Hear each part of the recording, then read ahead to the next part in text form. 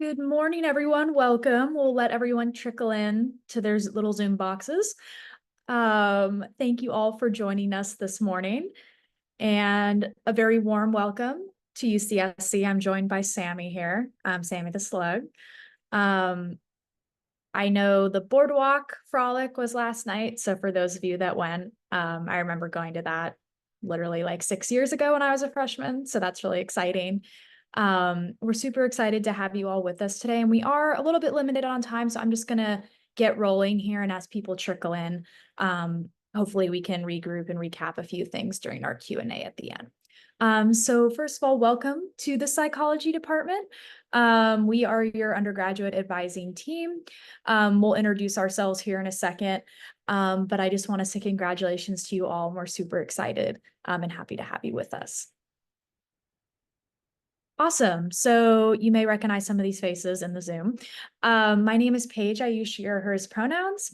I am one of your psychology undergraduate advisors. I'm also a proud UCSC alum.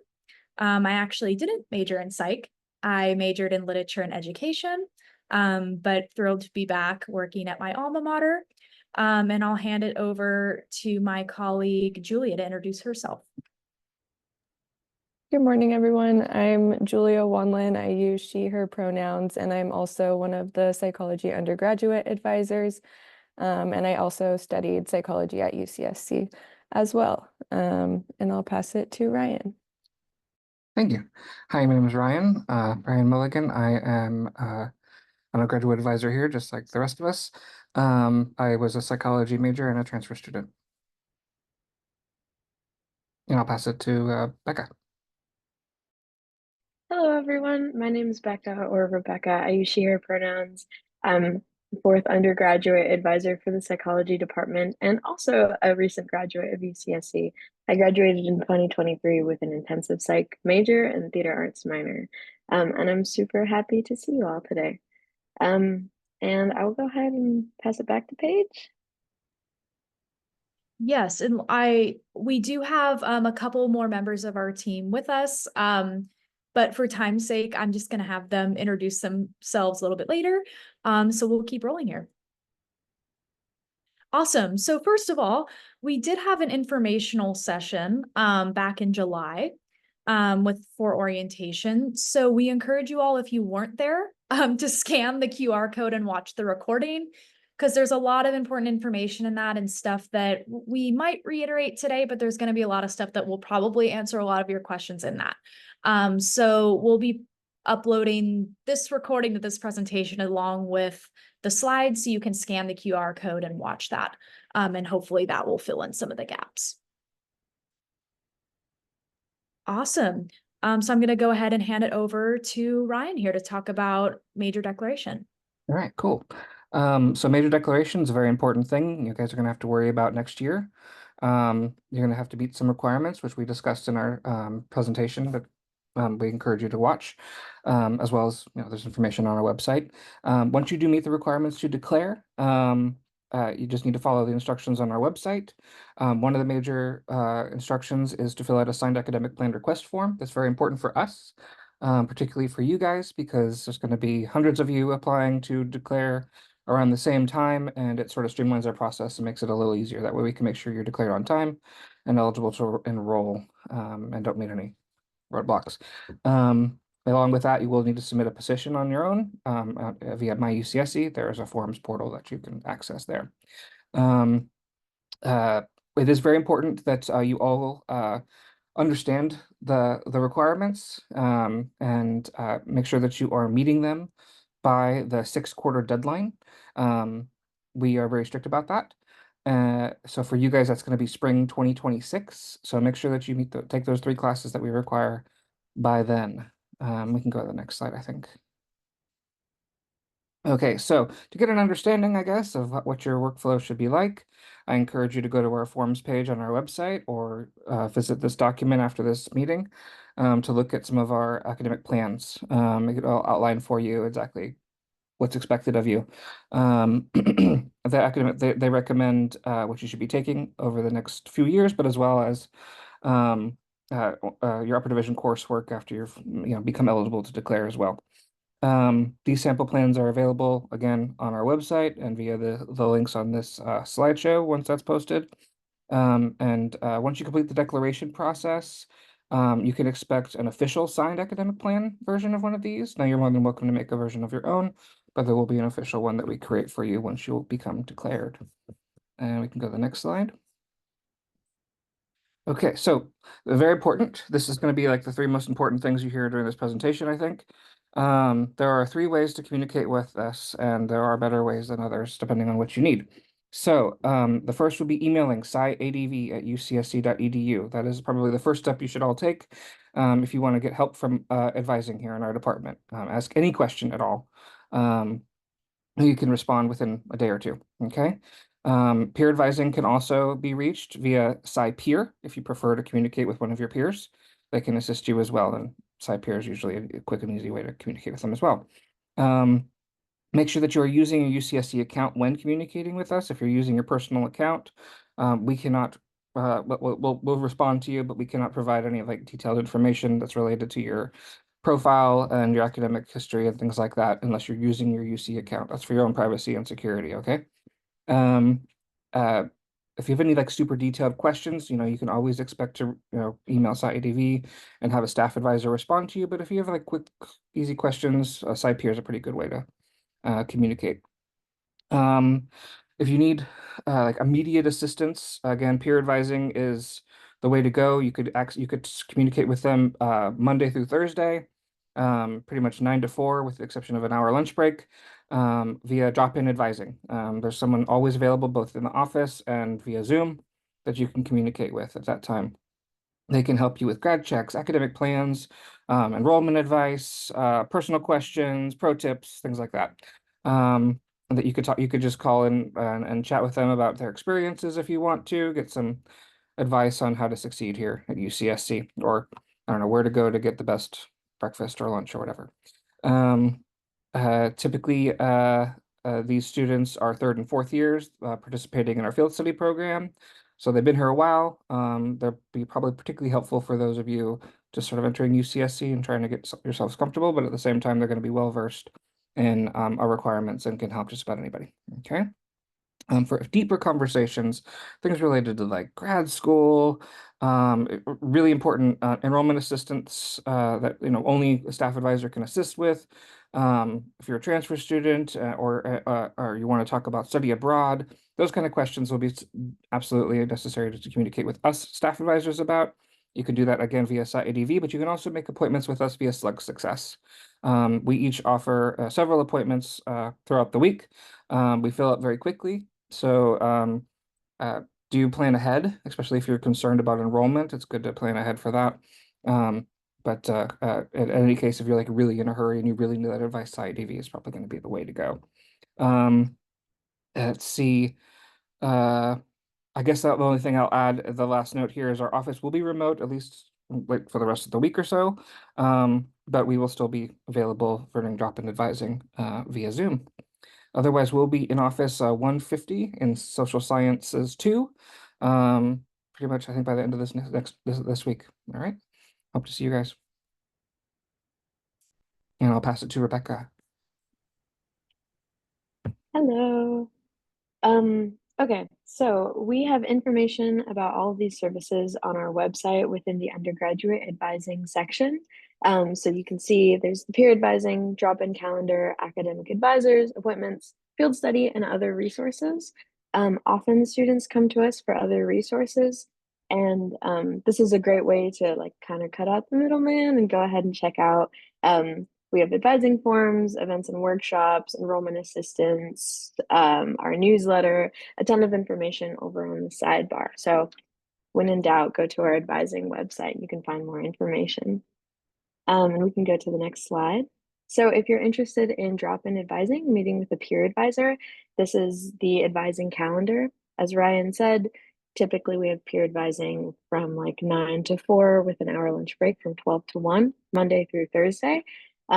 So this is a great resource for anyone with a quick question if you want to come stop by. And we can go to the next slide.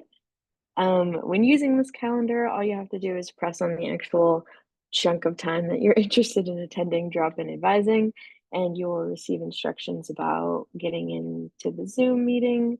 And yeah, all the information that you need for drop-in advising is right here. And then next slide, please. Further down, we have information about our undergraduate advisors and appointments. Again, we like to meet with students for more technical things. If you have like a form for us to sign or talking about grad school, or kind of more complicated topics, it would be great if you could set up an advising appointment with one of us. You'll notice that we have a section of the alphabet next to each of our names. We kind of split up all psychology and cognitive science students by last name. So like if you email us, wherever your last name falls, that's who's going to respond to your email. But yeah, you're welcome to meet with whoever's little chunk of the alphabet corresponds with your last name or any other advisor. We are all here to support all of you. And yeah, appointments are available on a first come, first serve basis. And as Ryan mentioned, they can go pretty quick, so make sure you're planning in advance when setting up an advising appointment. And I will pass it over to Carrie. Hi, everyone. I'm Carrie Walker. I'm the director of the Psychology Field Study Program. Nice to see you all. I'm going to tell you a little bit about the other educational opportunities available to you. And so you can see on the slide some of the options we have in the psych department specifically, but something to start thinking about now is taking part in experiential learning before you graduate. Our department does offer several options that you can see on this slide. We have the Psychology Field Study Program. We have research assistant options. We also have senior thesis. And so each one of these experiences is valuable in its own right. It's going to help you build your confidence, resume, professional network. But that being said, if you look at the descriptions on this slide, you might notice that there are some prereqs, and sometimes for research assistantships, students have to have completed Psych 100. Faculty vary on what they require for prereqs. And then for the field study program, you do have to be a junior or senior and also have gotten through Psych 100. So you're not going to be able to participate in these opportunities right away. So what do you do until then? I know a lot of students ask me like, what can I do to prepare in the meantime before I get to that point? And so great question. So the first thing is to know that our field study program is one of many experiential learning opportunities on campus. So I would strongly recommend talking to your college advisors to learn more about the internships that might be offered through your own college or other programs. And also really important, set up your Handshake profile and set a saved search to get notifications of job and internship opportunities as soon as they post. And I'll do a quick plug here. The Chancellor's Undergrad Internship Program is going to start recruiting for next academic year, 2025-2026, starting this January. And the only prereq for that is that you have completed at least one quarter at UCSC and you're in good academic standing. So I strongly encourage you to look out for those info sessions in January and have your Handshake set up so that you can see when those opportunities start posting, right? And then additionally, our department also highly recommends that you give yourself space to explore your interests. And so that can mean thinking about the populations that you're thinking about working with, big questions that you have, or skills that you'd like to develop when you choose your classes each quarter, right? And so those things don't necessarily equate to only taking psychology classes. They could be taken from a variety of departments depending on the skills that you're trying to acquire. But if you do prefer a bit more structure for this exploration, we do have a great tool you can use. We have our department's course menu document that you can use as a guide. And so I'm going to pass the mic to Julia to give you more information about that. Thank you. So as Carrie mentioned, it's really important to explore your interests and find what you like during your time at UCSC. With Psych 193, 194, 195, you may not be able to participate in those until later in your career at UCSC. So in the meantime, we have this new resource called Course Menus, and on this spreadsheet, there's a table of contents with a list of fields and careers related to psychology and cognitive science. So if you click on any of those careers that you're interested in, it'll take you to a tab on the spreadsheet that lists courses from outside of our department that are relevant to those careers and fields. So they're a great way to just gain more knowledge in areas of your interest. Some of them may satisfy, for example, the upper division outside course for psychology or an interdisciplinary elective for cognitive science, or even maybe a GE. But regardless, any of the courses on these lists can be great additions to your schedule to continue earning credits towards the 180 credits required to graduate. So we hope you find this resource helpful. There's also a feedback form on the spreadsheet. So if there's any careers that you're interested in that aren't on the spreadsheet already, you can leave some feedback and we can work on adding that for you.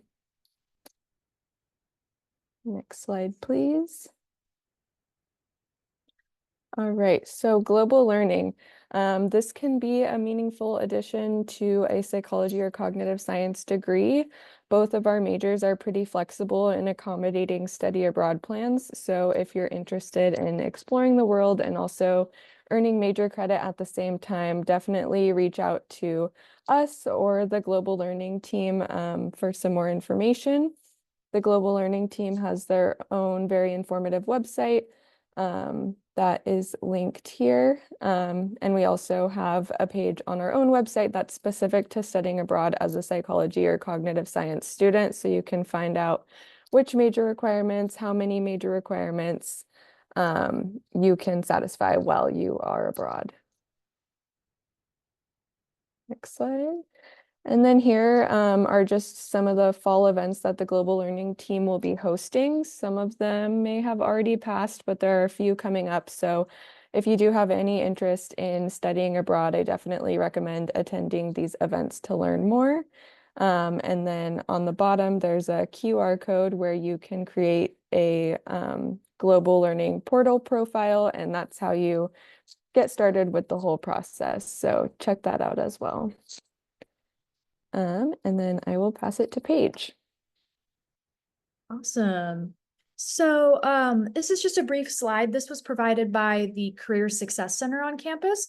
So for time's sake, we're not going to go into this a lot, but we encourage you all to utilize their resources. The course menus that Julia just talked about is definitely in tandem with a lot of the stuff they're doing over at the Career Success Center.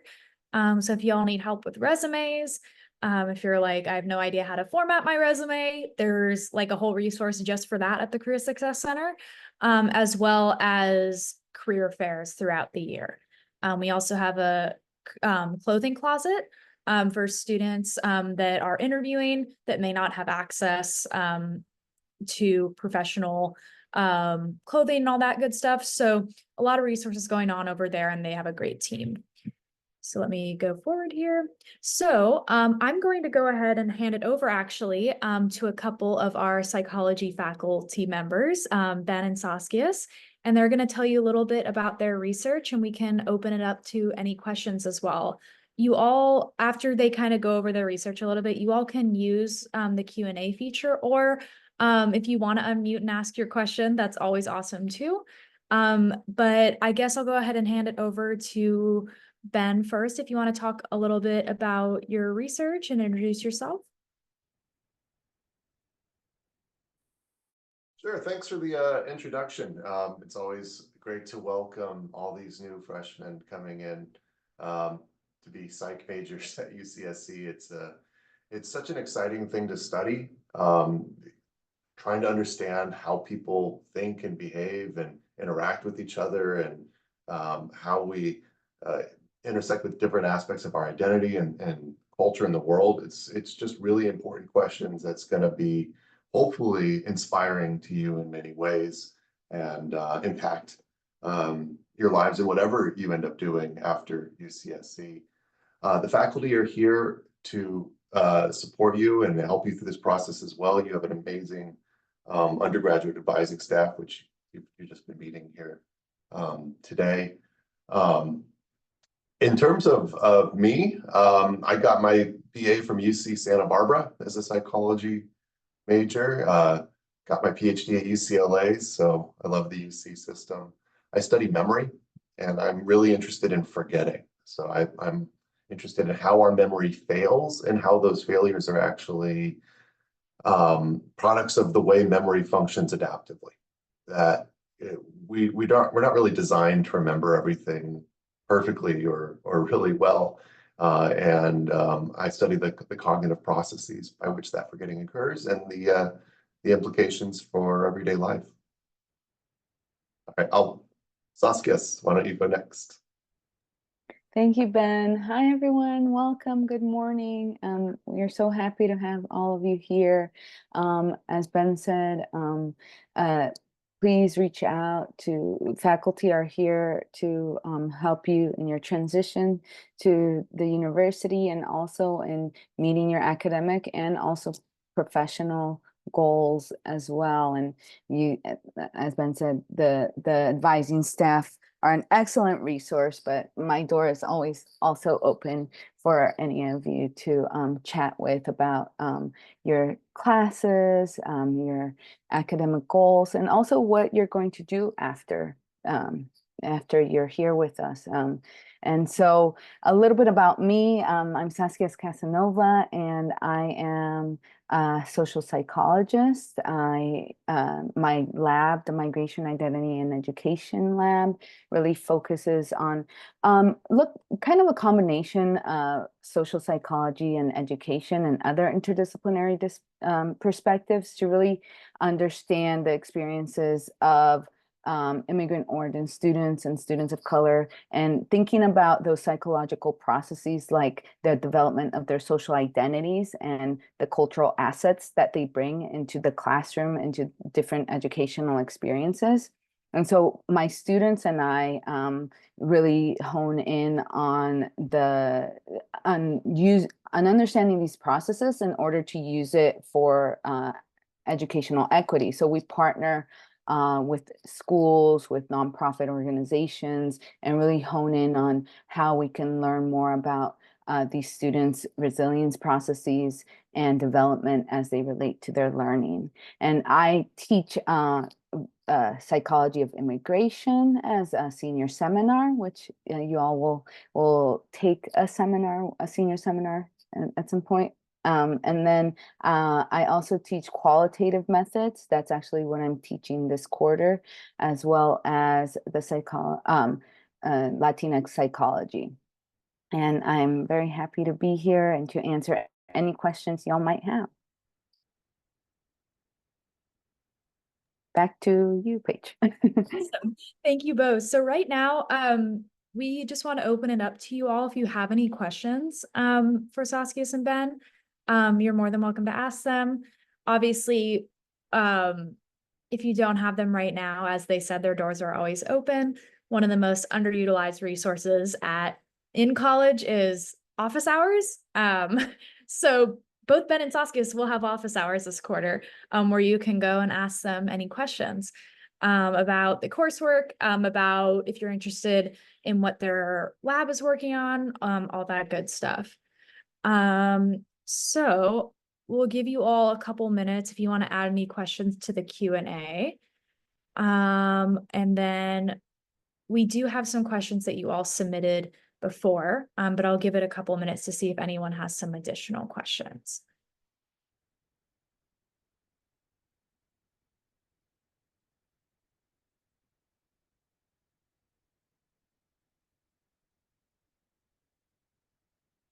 So who's excited about college?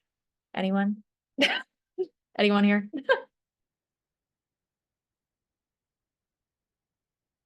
I am. All right, good, perfect, yay. Sometimes the Zoom void sucks me in. I don't really know what's going on. Okay, good, excitement, yay, lots of excited banana slugs, good. Good, good, good. Awesome, so we have a couple people raising their hands. Let's see how we want to do this.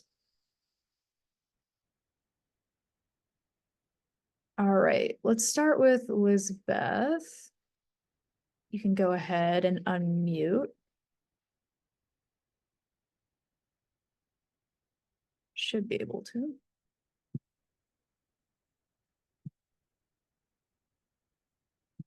Hi, can you hear me? Yep. Um, I have to talk about me being excited or what's the question? No. It was just really silent. So I was just asking who's excited about college. But Oh, okay. you all can ask us any questions as advisors or to Ben and Saskia, our psych professors as well. That was just me making sure everyone was awake. Um, Oh, okay. I'm sorry. I had gotten like a thing on my screen and it had said that you wanted me to unmute. oh, okay, that's why, because I wasn't sure if you were able to unmute. Yeah, so Yeah. that was my fault. So No, don't. it's okay. Don't worry about it. All right. We have a question in the chat, probably for our faculty. Is your lab open to first-year undergraduate students? Yeah, I can take this. Yeah, I just noticed there's a Q&A. Thanks for all the great questions. We have a lot of students in these two majors, psychology and cognitive science. We want everyone to be able to get as quality of a research experience as possible. Sometimes it can be difficult to find a spot. So, I mean, my advice is if an opportunity presents itself, take it. Some labs don't have specific rules about when you need to start or whether you need to take Psych 100 first. In my lab, I've had first-year students before join the lab, and they've worked in the lab for multiple years, and it was a great experience for them and for us. So that's not going to be the case for every lab or for everybody. Everybody's situation is different. The one thing I would advise you to do is just think about all the different things you want to accomplish across your 4 years. And sometimes some things will be easier in first year and other things second year and third year. And just, take advantage of opportunities when they present themselves, including getting involved in research. Awesome. Thank you, Ben. Let's see. Here's another question here. So my research is behavioral. So I study how people remember and forget using experiments, and I measure their memory performance. Recently, my lab has really been interested in technology. So how the use of the internet, search engines, AI chatbots, et cetera, affect the way people remember experiences and how they forget them.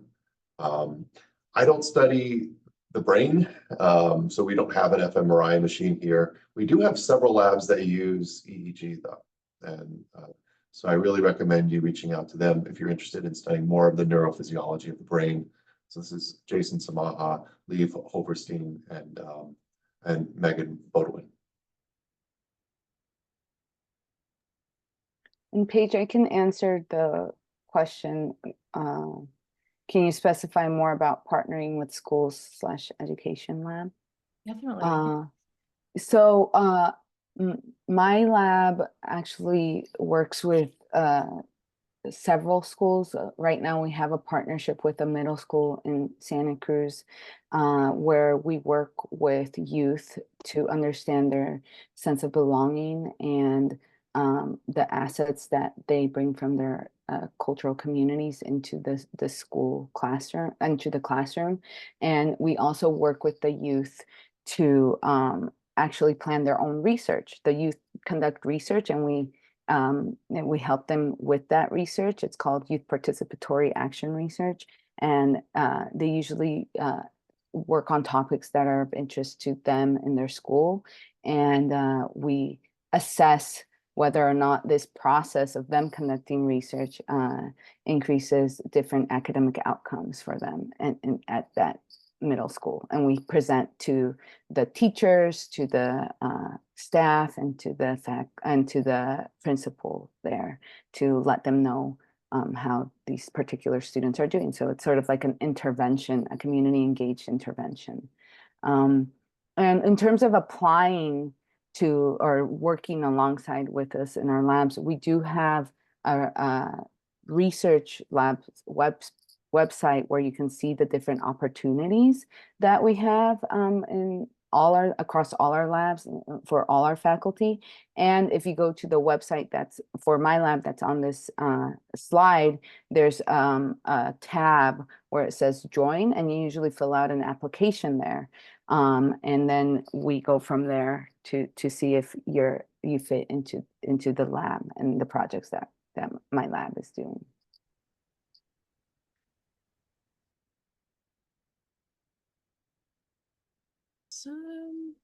Thank you, Saskia. What time are your office hours? Thank you for that link, Ryan. Let's see.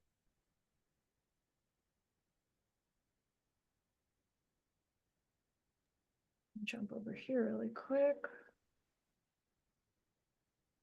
Just check the questions you all submitted.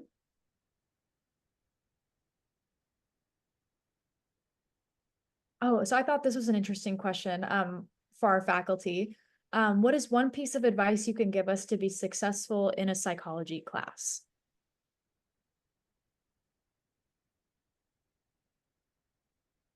One piece of advice, attend. It seems simple, but just showing up and being there and engaging. Don't worry about writing everything down. Just listen and try to connect to the things that you care about. If you do that, you're gonna do a lot better than you would imagine. Yeah, and alongside the engagement, don't be intimidated by us, the faculty, by your amazing graduate teaching assistants. Ask questions. There's no, just reach out to us. We're your resource.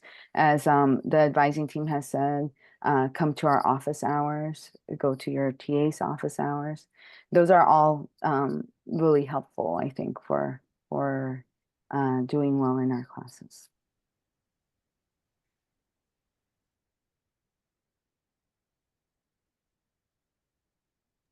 It looks like from the Q&A, we have a question for Ben. What was the most recent research you've done for memory specifically? Sure. In my lab, we typically have a half dozen studies going on at any given time. So it takes a long time to do this research. One area that we recently started a project on is photo taking, and how if you take pictures of an experience, you have an impaired memory for that experience and the things that you're photographing. And so we're trying to understand why that is. There's different hypotheses. My idea, or what I think is going on, is that it's leading you to disengage attentionally from the environment, so you're not in that moment in the same way you would be otherwise. It's not just fiddling with the camera, it's just you're disengaged from that experience. And so we're testing that. We're testing that idea in various ways. Very cool.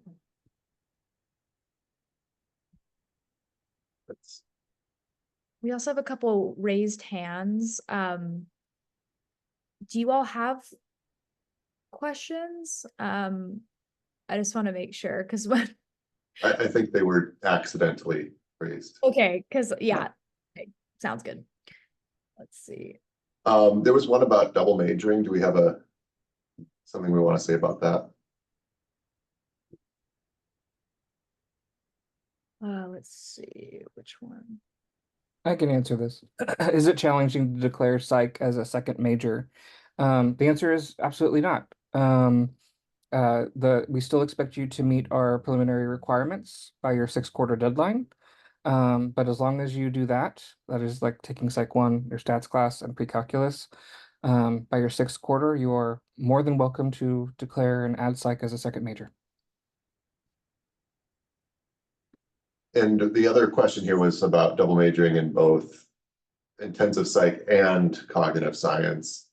While that's still an option, I mean, I might recommend majoring in one and then also just taking the classes that you want throughout the university. And they're so similar that really I'd focus more on the coursework and the research experiences and field experiences and the experiences you're getting out of being an undergrad than just the label of a double major or minor. That's just my personal idea.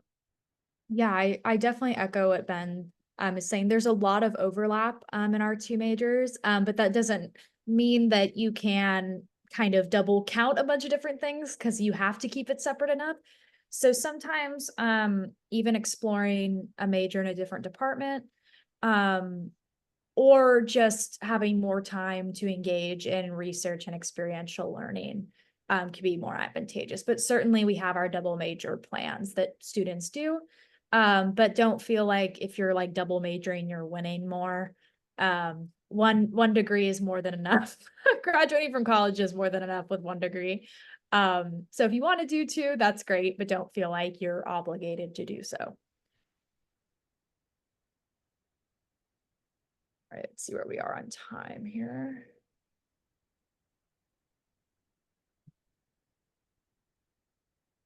Let's see. Do one more question here. If anyone has any last minute questions, go ahead and throw them in. Okay, great. So it looks like in the Q&A we have, are we able to declare our major before the 6th quarter if we get our major deck requirements done early? Yes. And we encourage you to do so, to declare as soon as you can. So sometimes people get a little bit confused and they think they have to wait until their 6th quarter to declare. That's not the case.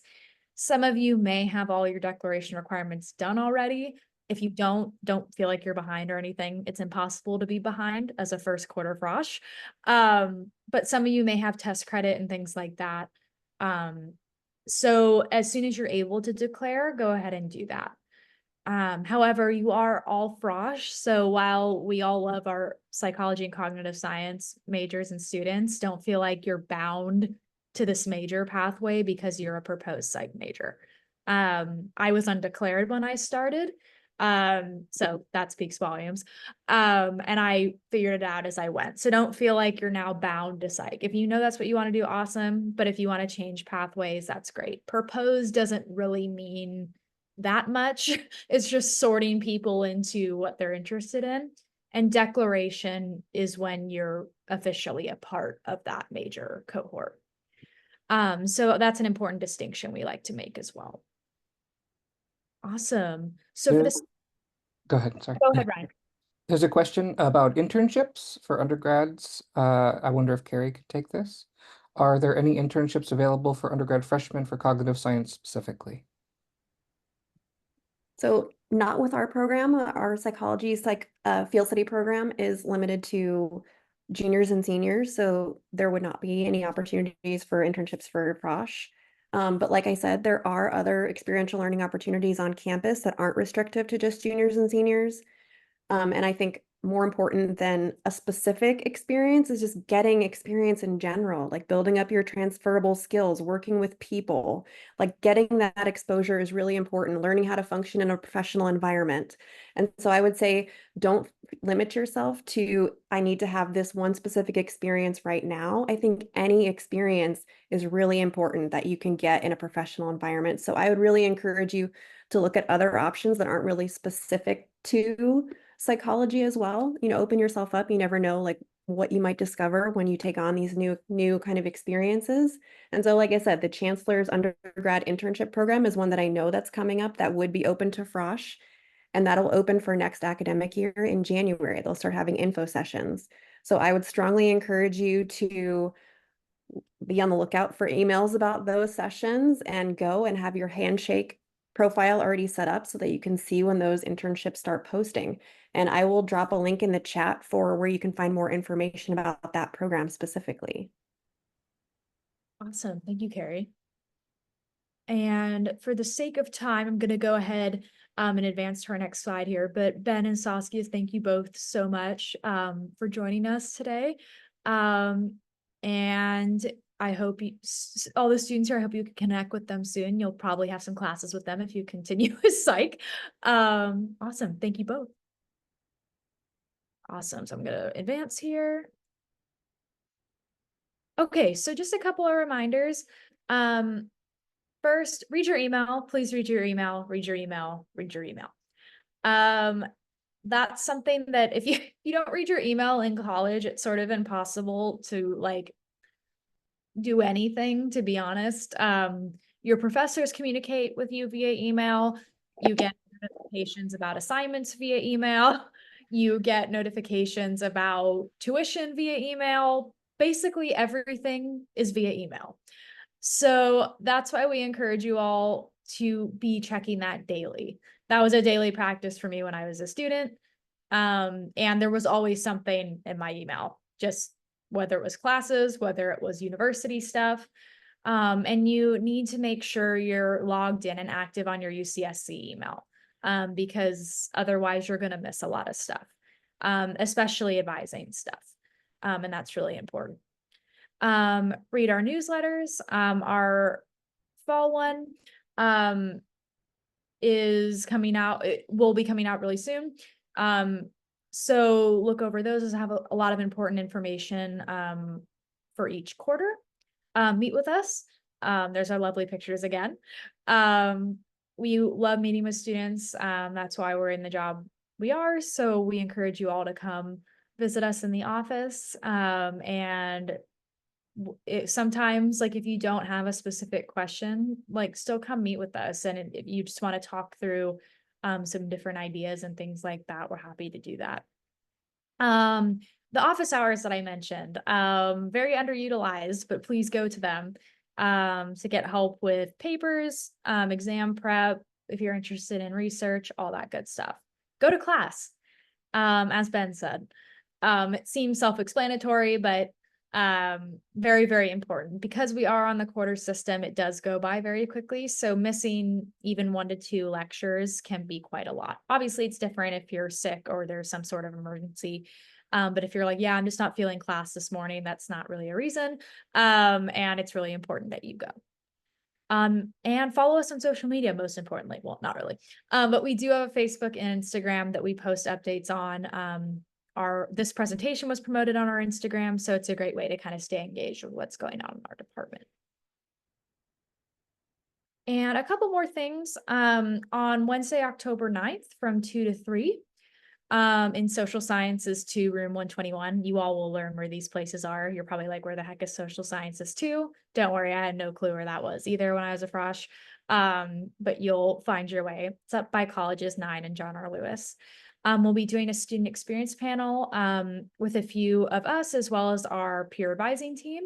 So if you have any questions for current students, former students in the psych department, or just in general, we're just going to open that up for a general Q&A just to kind of connect and maybe meet other folks that are proposed psych or cog sci and do some networking there. And then to be determined in terms of date, but we will have our faculty advising fair this year as well.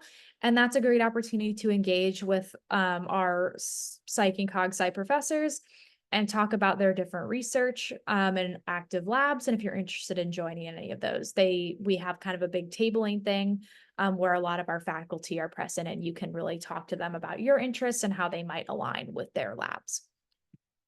Awesome. And that kind of wraps it up for the bulk of our presentation. Thank you for bearing with us with the weirdness of Zoom still. But we're super excited for you all. I can't emphasize that enough. UCSC is a really special place. I think it speaks volumes that I now still work here after I graduated. I didn't just hightail it out of here. And I'm just really excited for you all, and we're here to support you. And please reach out to us anytime. Like I said, email is often the best way to connect with us. I would say we're pretty prompt with our responses, but also schedule appointments with us. We have moved to a new office, which is kind of exciting. So we're excited to have you all in that space. But thank you to Ben and Saskias again for being here with us, and congrats to you all again. And we are excited to see you next week. And good luck to those of you that have class on Thursday. Walk your schedule too. That's helpful.